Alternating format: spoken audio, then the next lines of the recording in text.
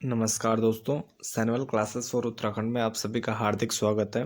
जैसा कि दोस्तों हमने पिछले टॉपिक में हमने उत्तराखंड के ऐतिहासिक काल के बारे में जाना था, तो आइए उसी क्रम को आगे बढ़ाते हैं और उत्तराखंड के ऐतिहासिक काल के बारे में जानते हैं कि ऐतिहासिक काल से संबंधित यहाँ पर कौन कौन सी प्रमुख घटनाएं हुई जो हमारी परीक्षा के दृष्टि से बहुत ही ज़्यादा इम्पोर्टेंट है। तो आइए पहले उससे पहले थोड़ा ऐतिहासिक काल को समझ लेते हैं। ऐतिहासिक काल यानी इतिहास का वह कालखंड जिसमें मानव सामाजिक, आर्थिक, राजनैतिक और सांस्कृतिक रूप से मानवीय मूल्यों के साथ जीवन यापन करने लगा था।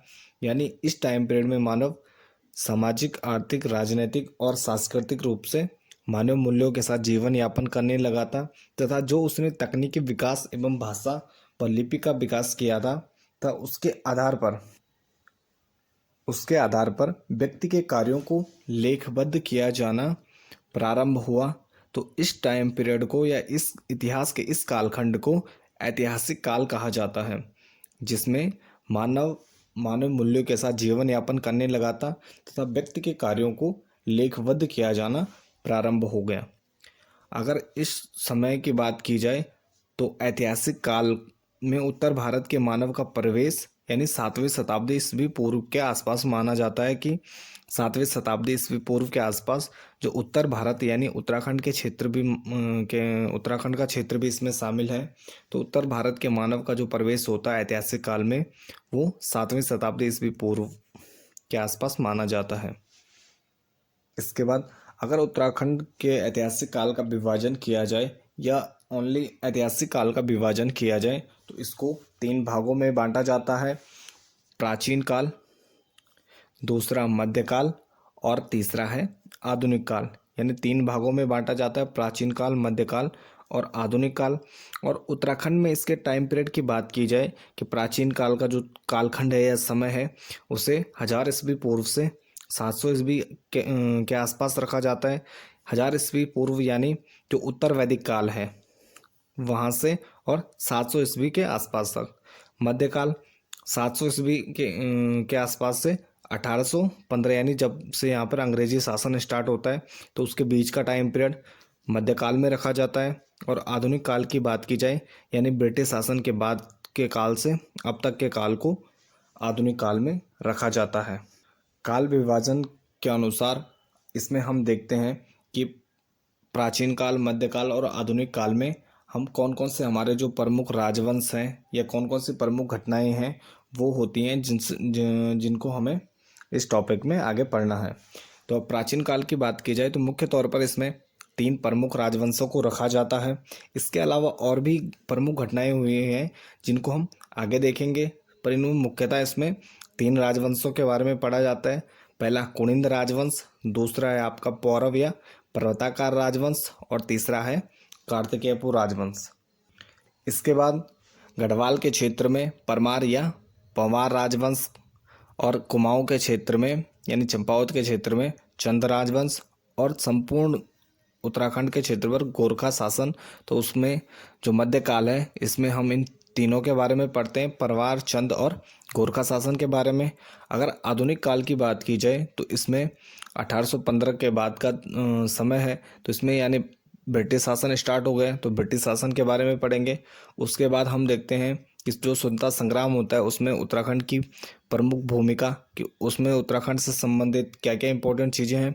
और तीसरा है जो हमारा पृथक राज्य उत्तराखंड बना तो उसके लिए जो जन आंदोलन हुआ तो उसमें क्या क्या प्रमुख घटनाएं हुई जो परीक्षा के दृष्टि से इम्पोर्टेंट है, तो उसमें हम उन सभी को हम आधुनिक काल में जानेंगे। इसके बाद हम देखते हैं कि जो हमारा प्राचीन कालीन उत्तराखंड है तो उसमें क्या क्या प्रमुख घटनाएं हैं जिनको हम आगे आने वाले टॉपिक में प्रमुख तौर पर कवर करेंगे या उनके बारे में जानेंगे जो हमारी परीक्षा के दृष्टि से बहुत ही ज़्यादा महत्वपूर्ण है।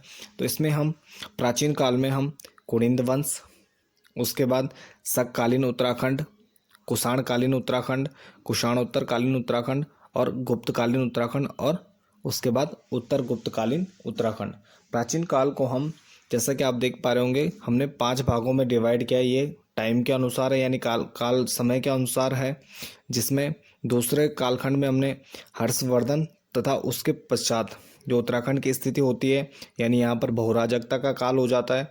प्रत्येक राज्य स्वतंत्र राज्य के रूप में व्यवहार करता है, जिसमें शत्रुघ्न राज्य, पौरव राजवंश, गोविशाण राज्य तथा अन्य कई प्रमुख राज्य हैं। उसके बाद यहाँ पर भारी क्षेत्र से यशोवर्मन, कान्यकूप क्षेत्र से तथा कश्मीर के क्षेत्र से ललितादित्य का आक्रमण होता है, तो उसको इस टाइम पीरियड में रखेंगे। नेक्स्ट जो तीसरा कालखंड है उसमें हम कार्तिकेयपुर राजवंश और उत्तराखंड में कार्तिकेयपुर राजवंश के पतन के बाद, यानी जब कार्तिकेयपुर राजवंश का पतन हो जाता है तो उसके बाद जो दोबारा से वही बहुराजकता की स्थिति छा जाती है। प्रत्येक राज्य स्वतंत्र राज्य की भांति व्यवहार करता है, कोई बड़ी सत्ता यहाँ पर उपस्थित नहीं होती है। यानी 1050 से 1400 ईस्वी के बीच का जो समय है, तो उसमें यहाँ पर बहुत से नए राज्यों का उदय होता है, जिसमें हम गढ़वाल के क्षेत्र में परमार वंश, कुमाऊं के क्षेत्र में चंद राजवंश तथा कत्यूरी शाखाएं, कुमाऊं के खस शासक व एक चक्रा का भोबान राजवंश आदि कई प्रमुख जो राजवंश है उनका उदय होता है। तो इस तीसरे कालखंड में हम उनके बारे में जानेंगे। तो इसके बाद हम देखते हैं कि जो यहाँ पर टाइम पीरियड है, बहुराजकता का काल है, यानी प्रत्येक राज्य स्वतंत्र राज्य की भांति व्यवहार कर रहा है, कोई बड़ी राज्य शक्ति यहाँ पर मौजूद नहीं है। तो इस क्रम में यहाँ पर बाहरी राज्यों से या बाहरी क्षेत्रों से आक्रमण होते हैं, जिसमें सबसे पहले आक्रमण हमारे पड़ोसी राज्य यानी बैतडी डोटी नेपाल के क्षेत्र से मल्लों का आक्रमण होता है, जिसमें दो प्रमुख राजाओं के नाम आते हैं, पहला अशोक चलदेव और दूसरा है कराचल देव। इन दोनों के आक्रमण उत्तराखंड के क्षेत्र में कुमाऊं और गढ़वाल के क्षेत्र में होते हैं। उसके बाद अगर दक्षिणी सीमा की बात की जाए तो यहाँ से मुस्लिम आक्रमण होते हैं, जिसमें पहला आपका मोहम्मद बिन तुगलक का कराचल अभियान और दूसरा है तैमूर का शिवालिक अभियान। इस प्रकार प्राचीनकालीन उत्तराखंड में कुछ ये प्रमुख परिस्थितियां हैं या प्रमुख राजवंश हैं, जिनको हम आगे आने वाले वीडियोस में पढ़ेंगे या जानेंगे। इसमें सबसे पहले हम कुनिंद राजवंश के बारे में जानेंगे, जिसको हमने दो भागों में डिवाइड किया है। इस भाग में हम पूर्व प्राचीन कुनिंद काल तब मध्यवर्ती कुनिंद काल के बारे में जानेंगे तथा नेक्स्ट वीडियो में हम परवर्ती कुनिंद काल के बारे में जानेंगे। तो आइए इसमें सबसे पहले हम कुनिंद राजवंश के बारे में देख लेते हैं। कुनिंद राजवंश उत्तराखंड का पहला राजनीतिक रूप से एकीकृत राजवंश है, यानी इससे पहले कोई ऐसा प्रमुख राजनीतिक सत्ता उत्तराखंड के क्षेत्र में नहीं थी जिसने संपूर्ण उत्तराखंड के क्षेत्र में शासन किया हो या जो राजनीतिक रूप से इतना संगठित रहा हो। तो यानी ये पहला राजनीतिक रूप से एकीकृत राजवंश है। जिसकी जानकारी की बात की जाए तो इसकी जानकारी हमें साहित्यिक साक्ष्यों और अभिलेखीय यानी पुरातात्विक साक्ष्यों दोनों से प्राप्त होती है। और इसका जो समय है, इतिहासकारों ने उसे 1000 ईस्वी पूर्व से 300 या 400 ईस्वी तक माना जाता है, यानी 1000 ईस्वी पूर्व से 300 या 400 ईस्वी तक माना गया है। यानी उत्तर वैदिक काल या महाभारत काल के आसपास से 300 या 400 ईस्वी के आसपास इसका जो समय है वो रखा जाता है। काल के अनुसार कुनिंद राजवंश को 3 भागों में बांटा जाता है, जिसमें पहला है पूर्व या प्राचीन कुनिंद काल, जिसका टाइम पीरियड 1000 ईस्वी पूर्व से 600 ईस्वी पूर्व के बीच माना जाता है। दूसरा मध्यवर्ती कुनिंद काल, इसको 600 ईस्वी पूर्व से 200 ईस्वी पूर्व के बीच रखा जाता है। और तीसरा है परवर्ती कुनिंद काल, इसका टाइम पीरियड 200 ईस्वी पूर्व से 300 ईस्वी या कुछ इतिहासकार इसको 400 ईस्वी के आसपास तक मानते हैं। और इस काल को कुनिंदों का स्वर्णिम काल भी कहा जाता है। तो इसको आगे हम देखेंगे कि इसको स्वर्णिम काल कहने के पीछे कि क्या कारण थे कि इस टाइम पीरियड को स्वर्णिम काल कहा जाता है। इसमें सबसे पहले पूर्व या प्राचीन कुनिंद काल, जिसका समय 1000 ईस्वी पूर्व से 600 ईस्वी पूर्व के बीच है। अगर इस टाइम पीरियड की बात की जाए तो इसकी जानकारी की बात की जाए तो इसमें हमें किसी भी राजवंश से संबंधित दो प्रकार के साक्ष्य प्राप्त होते हैं, साहित्यिक साक्ष्य और पुरातात्विक साक्ष्य। तो प्राचीन कुनिंद काल से संबंधित कोई भी पुरातात्विक साक्ष्य हमें प्राप्त नहीं होता है, यानी इस कालखंड के बारे में जो जानकारी हमें प्राप्त होती है वह केवल हमें साहित्यिक साक्ष्यों से प्राप्त होती है, जिनमें रामायण, महाभारत और पुराण प्रमुख है। रामायण की बात की जाए तो इसमें किष्किंधा कांड से इसकी जानकारी, इससे प्राचीन कुनिंद काल से संबंधित जानकारी प्राप्त होती है। महाभारत में सभा पर्व, वन पर्व, भीष्म पर्व, कर्ण पर्व और विराट पर्व से प्राचीन कुनिंद काल से संबंधित जानकारी प्राप्त होती है। तथा पुराणों की बात की जाए तो इसमें मार्कंडेय पुराण, ब्रह्मांड पुराण और विष्णु पुराण से प्राचीन कुनिंद काल के बारे में जानकारी मिलती है। रामायण का प्रमुख किष्किंधा कांड है, जिसमें कुनिंदाश्च पाठ का वर्णन है, जिसका संबंध इतिहासकारों द्वारा कुनिंद राजवंश से बताया जाता है।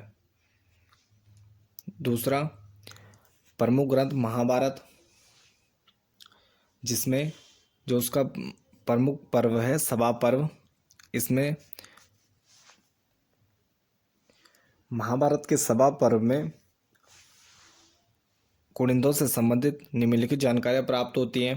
पहला, अर्जुन द्वारा कुनिंद जनपद के कुछ हिस्सों को जीतने का उल्लेख है।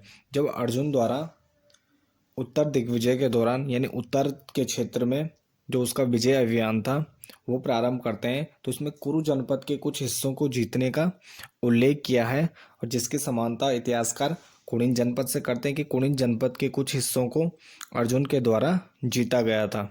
तो यहाँ पर जो जनपद है, जनपद का इस कालखंड में अभिप्राय राज्य से होता है। इसके बाद नेक्स्ट देखते हैं, युधिष्ठिर के राजसूय यज्ञ में उत्तर कुरु कुनिंद जनपद से उपायन भेंट की जाती है, यानी उत्तर कुरु के क्षेत्र में जो कुनिंद जनपद था उससे युधिष्ठिर के राजसूय यज्ञ में उपायन यानी वस्तुएं भेंट की जाती है, जिसमें शहद, पिपीलिका, स्वर्ण तथा आदि कुछ प्रमुख चीजें थी जो युधिष्ठिर के राजसूय यज्ञ में भेंट की जाती हैं। तीसरा, द्विज श्रेष्ठ से संबोधित, सभा पर्व में कुनिंदों को द्विज श्रेष्ठ से संबोधित किया गया है, जिसका आशय इतिहासकार कुनिंदों की आर्यों को एक शाखा के रूप में मानते हैं, कि कुनिंद आर्यों की एक शाखा थी जिन्होंने उत्तराखंड के क्षेत्र में शासन किया। इसके बाद आरण्यक पर्व या वन पर्व, इसमें जब पांडव वनवास काल के दौरान सुबाहुपुर यानी श्रीनगर के क्षेत्र में गए थे, वहाँ पे कुनिंदाधिपति सुबाहु शासक राज कर रहा होता है, जिसको इसमें किराताधिपति की उपाधि दी गई है। इसमें पांडवों द्वारा एक रात के लिए या एक रात्रि के लिए सुबाहुपुर यानी श्रीनगर के क्षेत्र में रुकने का उल्लेख किया गया है। इसके बाद नेक्स्ट भीष्म पर्व। भीष्म पर्व में महाभारत के युद्ध में सुबाहु द्वारा पांडवों को साथ दिए जाने का उल्लेख है, यानी जो कौरवों के विरुद्ध उसने पांडवों का साथ दिया था, इसका उल्लेख भीष्म पर्व में किया गया है। इसके बाद महाभारत के कर्ण पर्व में कुनिंद सेना के हाथियों द्वारा कौरव सेना को तहस नहस करने का वर्णन किया गया है। इससे इतिहासकार अनुमान लगाते हैं कि जो राजाजी पार्क है, यानी देहरादून, पौड़ी और हरिद्वार के क्षेत्र में स्थित है, जो हाथी बहुल्य क्षेत्र है, यह कुनिंदों के अधीन रहा होगा।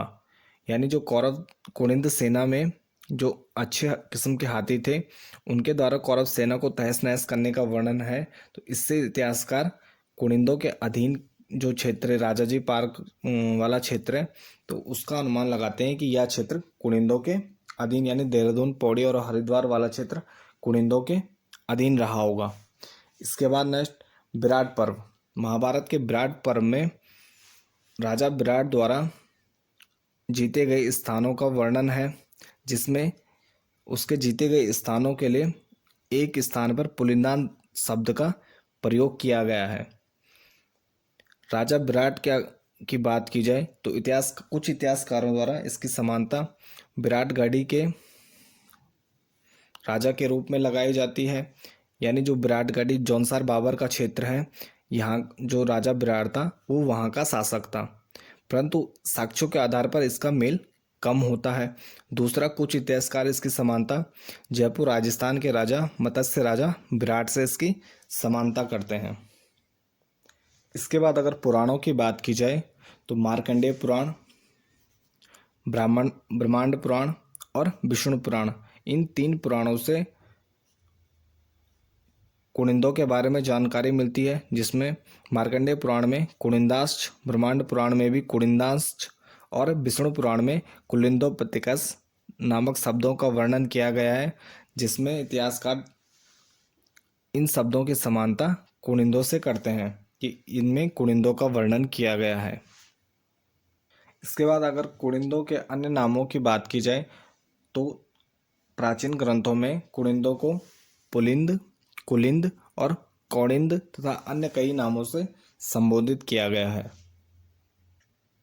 इसके अलावा महाभारत नामक ग्रंथ में उत्तराखंड के क्षेत्र में रहने वाले यानी कुनिंदों के अलावा इस क्षेत्र में रहने वाली प्रमुख जातियों का उल्लेख है, जिसमें खस, जोहा या जांगुड़, पशुप, तंगड़, परतंगड़, तुषार, नाग, पर्वतीय, किरात और कुनिंद, यानी ये सभी जातियां उत्तराखंड के क्षेत्र में रहती थी तथा उत्तराखंड के कुछ अन्य पड़ोसी जातियां यानी उत्तराखंड व उत्तराखंड के क्षेत्र से बाहर के आसपास यानी आसपास के क्षेत्र में जो अन्य जातियां रहती थी, जिसमें योदेह, अंबुदर, पर्वतीय और अर्जुनायन प्रमुख हैं।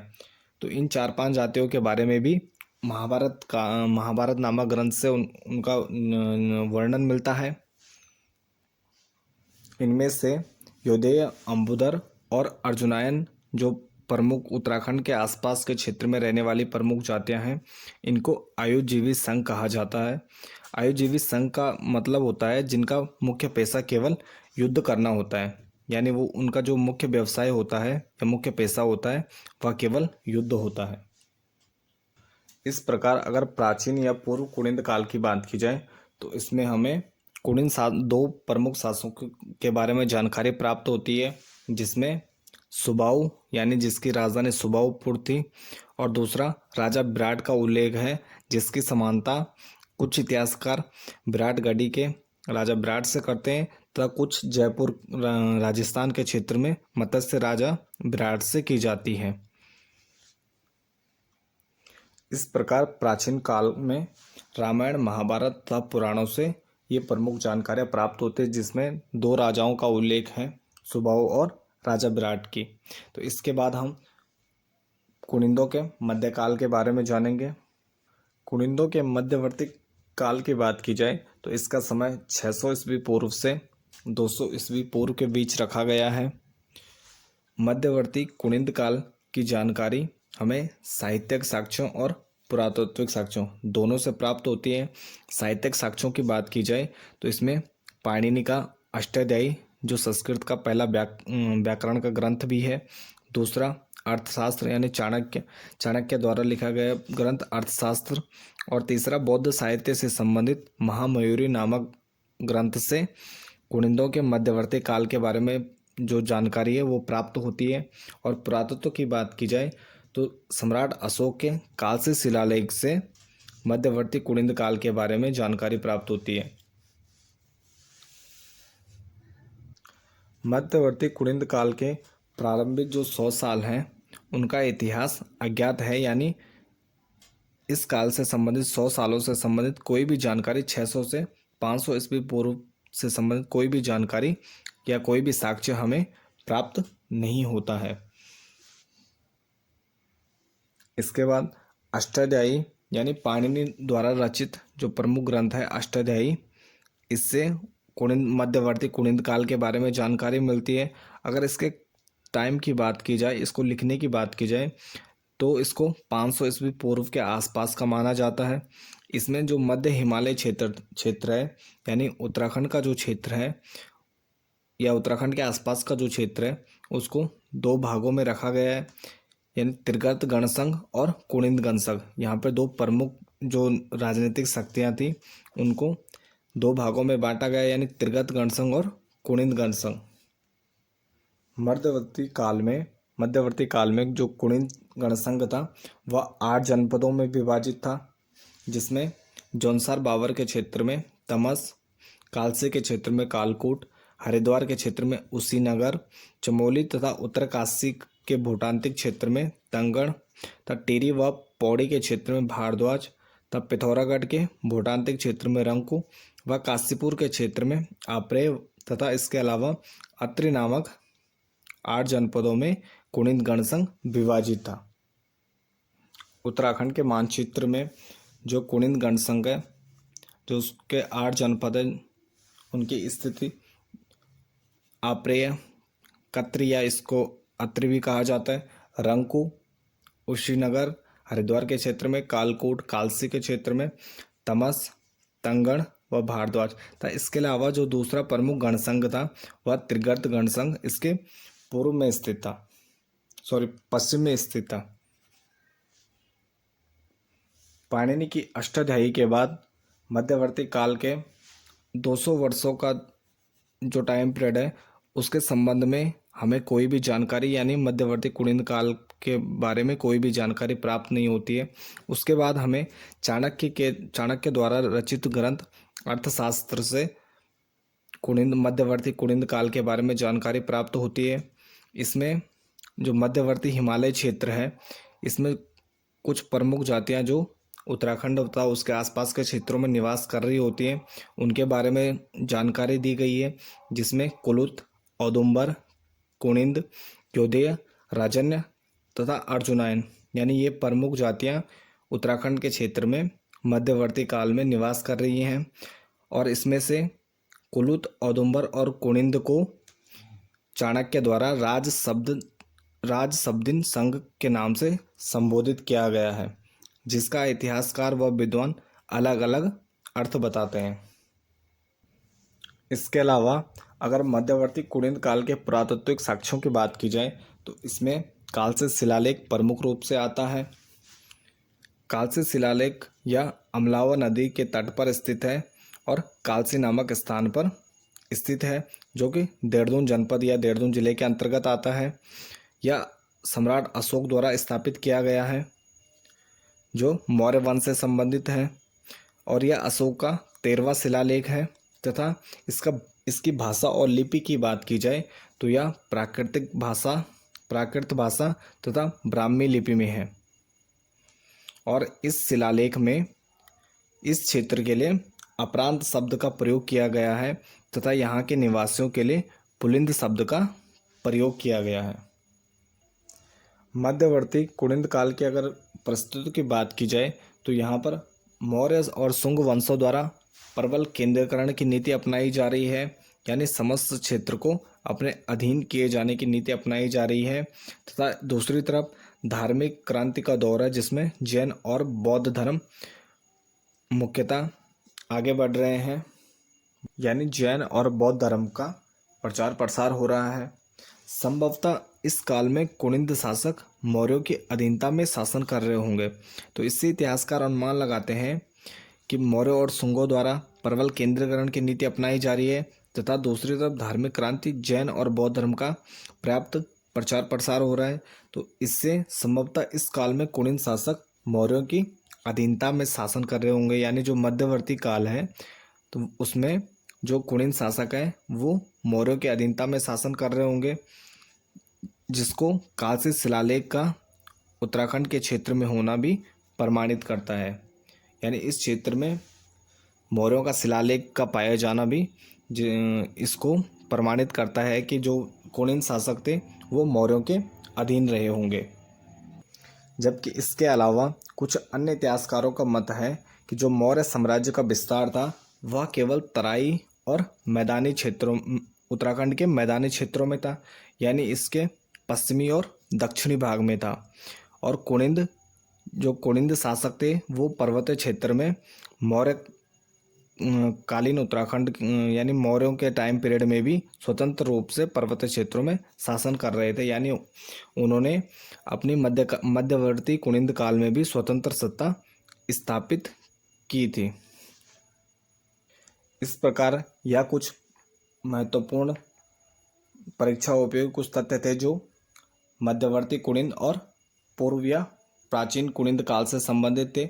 इसके नेक्स्ट टॉपिक में हम परवर्ती कुनिंद काल के बारे में जानेंगे। धन्यवाद।